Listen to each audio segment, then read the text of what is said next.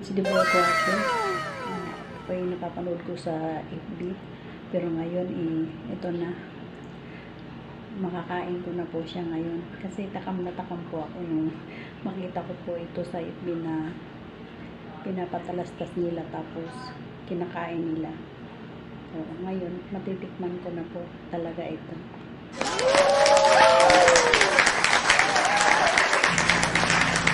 Kain po tayo sa taste natin.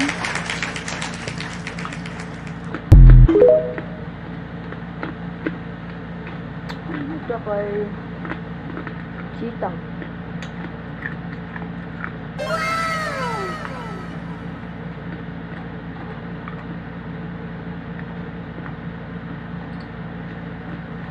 Ito yung sibuyas.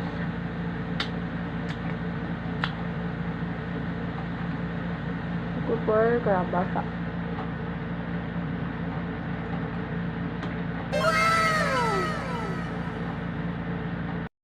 Sige guys, hindi ko na po kayang ubusin ito at ang dami po, ang laki pa ng lagayan.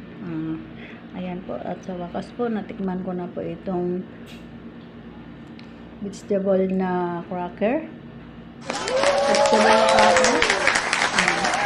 Kasi lagi ko lang ito nakikita po ito sa FB na pinapatalastas at inaano nila, kinakain po. Sabi ko nga po, gusto ko rin pong makatikim nito. Ayan na po, nakatikim na nga po ako. Okay guys, thank you for watching. God bless po. At thank you rin sa anak na nagbigay nito. God bless.